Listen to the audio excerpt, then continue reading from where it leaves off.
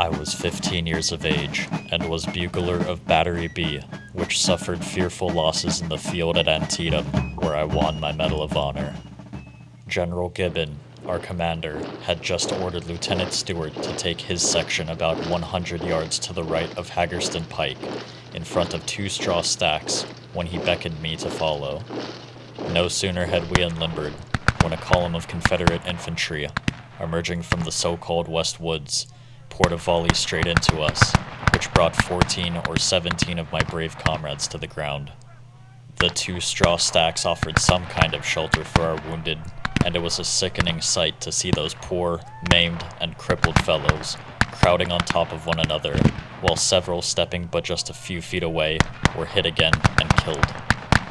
Just then, Captain Campbell unlimbered the other 4 guns to the left of Stewart, and I reported to him. He had just dismounted when he was hit twice, and his horse fell dead, with several bullets in its body. I started with the captain to the rear and turned him over to one of the drivers. He ordered me to report to Lieutenant Stewart and tell him to take command of the battery. I reported, and seeing the cannoneers nearly all down, and one, with a pouch full of ammunition, lying dead, I unstrapped the pouch, started for the battery, and worked as a cannoneer. We were then in the very vortex of the battle. The enemy had made 3 desperate attempts to capture us, the last time coming within 10 or 15 feet of our guns. It was at this time that General Gibbon, seeing the condition of the battery, came to the gun that stood at the pike, and in full uniform of a brigadier general, worked as a gunner and cannoneer. He was very conspicuous, and it is indeed surprising that he came away alive. At this battle we lost 44 men, killed and wounded, and about 40 horses, which shows how hard a fight it was. Bugler John Cook, although but 14 years of age when he enlisted, showed great courage and daring in every battle in which he participated. At Gettysburg, Captain Stewart was compelled to use the bugler as an orderly because the battery had suffered such heavy losses.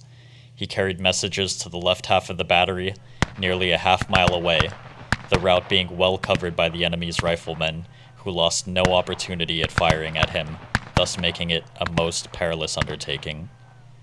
At the same battle, he assisted in destroying the ammunition of a damaged and abandoned caisson to prevent its being of use to the enemy, who were closing in on the Union men. I was 17 years old when I enlisted as a private in the 69th New York Volunteers. This was not the 69th Militia, which in the Volunteers had another number. Both regiments, however, were enlisted in New York City, and 95% of our regiment were Irishmen. We were in the Irish Brigade, and were called into action at Melvern Hill, Virginia, late in the afternoon of the first day of July, 1862, the last day of the fight before Richmond. The 69th, Colonel Robert Nugent, and the 88th New York attempted to check the advance of a powerful column of rebels. We were in the lead, and as soon as we had exhausted our 60 rounds of cartridges, the 88th took our place until we could get a fresh supply of ammunition and go into the fight again. We had scarcely gotten well warmed up before Colonel Nugent saw that a detachment of the enemy had mounted the foothills and was bearing down upon our flank. Nugent charged with both regiments, and we had a hand-to-hand encounter with the famed Louisiana Tigers. The Terriers wiped out the Tigers off the field, but we were pretty well used up ourselves. It was in this part of the fight that I felt a stinging sensation in my right thigh and realized I was hit. It made me limp, but I concluded to stay in the ring. In fact, there wouldn't have been anywhere else to go until there should have been a lull in the fighting. After we had repulsed the Tigers, our company took stock of the dead and wounded. Captain Thomas Letty told several of us who had been hit to go to the rear, but there was nothing at the rear that could do us any good. No surgeons, no ambulances. We would be among strangers, and if our army shifted its position, it might leave us in the hands of the enemy. "I don't want to go to the rear, Captain," said I. "I'm all right. I'll stay and fight it out with the boys." So after some arguing, the captain let all of us come back to the company, who were able to get around. But the Tigers had not had enough, and at about 8:30, they came up to the assault again. There were 1,000 men on each side in full view of each other, and for 10 minutes the shooting was good. Then Colonel Nugent ordered a charge, and that was the end of the Tigers. Their colonel was captured, and with him, a good many men. I did not come out of this second fight in as good a condition as the first. I got 2 bullets in the mouth and the lower part of the jaw, which smashed the bones and carried away part of my tongue. Besides this, another went through my foot, entering the top and coming out of the sole. I was left on the field for a long time, and 2 days later was captured and sent to Libya, reaching there on the 4th of July. In those last 7 days of fighting, I had received just 7 wounds, but as I was rated a good shot in my company and could hit anything I fired at, it is very likely that I did not have the worst of the bargain. I was exchanged later and was discharged in March 1863 on account of my wounds, having served a year and a half.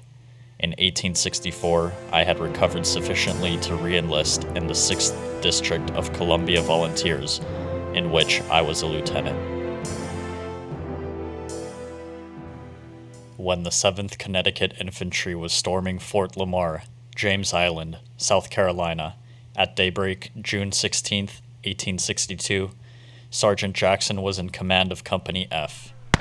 He was struck above the elbow with a canister shot from an 8-inch Columbiad, and his left arm was shattered.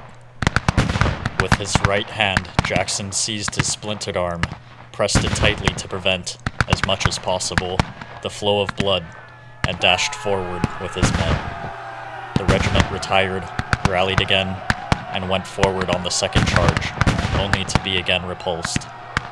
Once more the regiment rallied, and in this charge, Sergeant Jackson fell, fainting from the loss of blood. He lay on the field from 5 o'clock in the morning until 10:30 at night, only 100 feet from the fort, neither Federals nor Confederates daring to succor their wounded, so fierce was the firing.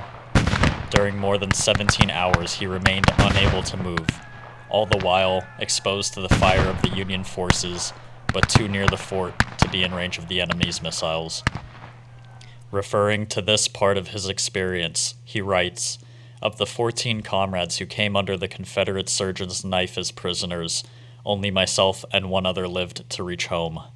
I was put under the influence of chloroform, and, when I became conscious again, discovered 2 surgeon's knives and another instrument lying across my chest. Among those in the room were General Gist, commanding the Confederates, and the colonel in charge of the fort. On regaining consciousness, someone asked me, 'How many troops have your forces got?' 'Go over and count them,' I replied. 'We will go over, and we shall get them all,' said he. The surgeon was Dr. Bellinger, the son of one of the most famous surgeons in the South at that time. He said to me, 'The Southern Confederacy is not abundantly supplied with chloroform, and will not throw any away on you.'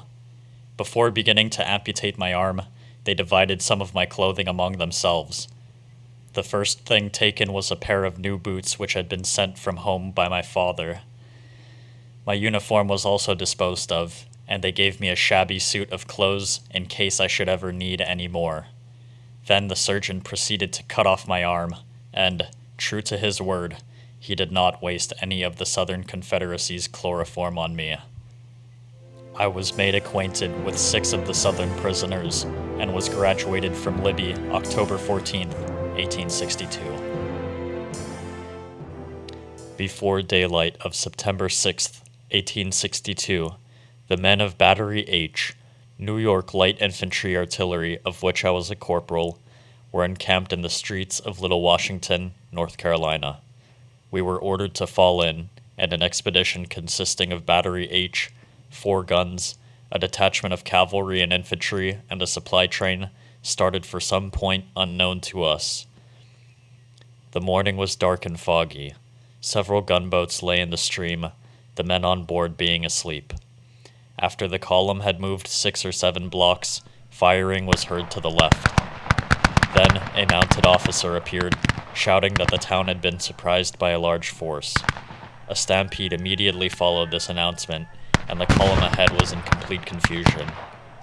The cavalry following maintained discipline. The order of the commanding officer, "Steady, men," could be plainly heard. The lieutenant in charge of one gun having disappeared in the confusion, I assumed command and proceeded rapidly in the direction of the firing. After advancing some blocks, we came upon the remainder of the battery, unlimbered and ready for action. We continued until we reached River Street, where the gun was unlimbered and loaded with canister. Our piece was unsupported. As the men finished loading, the fog lifted, and a body of men filling the entire street, and numbering about 600, was discovered marching rapidly toward our gun. I hesitated, not knowing who they were. Just then, Adjutant Guerrero of the 3rd New York Cavalry rode up and said, "Young man, why don't you fire?" I replied, "I don't know who they are." "Quite right," he said. "I'll soon see." He advanced in the direction of the men, but, in an instant, he wheeled and shouted, "In God's name, fire!" Then I gave the order to fire, and in a few minutes 15 charges of canister were hurled against the advancing men, who first halted and then retreated rapidly in the direction whence they came. Up to this time, not one of my small detachment had been injured except myself, a bullet cutting my ear slightly. Then the gun was limbered, and we followed the enemy up the street to the next block, where the Tar River Bridge provides an entrance to the town. Upon arriving at the corner, we could see that the retreating Confederates were mixed in confusion with another regiment, which had been following them. The officers were endeavoring to rally and reform their lines. We again attempted to unlimber the gun, but the horses, in making a short turn at the entrance of the bridge, became stalled, and the gun remained fast. Just then the Confederates discharged a volley, a portion of which struck the wheel horses, causing them to plunge and wheel. Now our men were enabled to unlimber the gun. Before it could be loaded, however, the Confederates were upon us with their bayonets, and a hand-to-hand fight ensued in front of the gun. During this combat, John Malone and John McGran loaded the gun with canister. We immediately discharged it, and after a few shots the street was rapidly cleared of the enemy. But their rifle fire on the street was terrible. Within a few minutes, every man at the gun was killed except John Malone and myself. 2 soldiers from Battery G, one named Lincoln, the other Albert Willard, 3 members of Potter's North Carolina Infantry, and 3 members of the 3rd New York Cavalry then joined us and assisted working the gun. A large body of Confederates, in the meantime, had entered the grounds of ex-Governor Grice's residence and was pouring volley after volley into our detachment. The last charge left was a solid shot. All of our newly joined comrades had been killed or wounded, and Malone and I loaded the gun for the last time. Just before the shot was inserted into the gun, a bullet shattered my knee, and as I fired, Malone received a shot through the body, which completely paralyzed his leg. He threw his arms about me, and I carried him on my back to the bridge stairs, hobbling along with the aid of my saber. How it was possible to reach the edge of the water alive is a mystery to me. A cutter then took us both, with the wounded Lincoln, to the gunboat Louisiana. As our guns ceased firing, the Louisiana came into action, her guns covering the position we had abandoned, and soon after, the Confederates were in full retreat. The next day, September 7th, on my 21st birthday, my leg was amputated above the knee. While I was lying in the hospital at New Bern, Major General J.B. Foster, the Corps Commander, and Colonel J.H. Ladley, the regimental commander, met at my bedside. The colonel said that the action of my gun detachment had saved Little Washington to the Union forces. On September 12, 1862, Corporal Wilson Smith was promoted to the rank of sergeant for the gallantry which he described so graphically.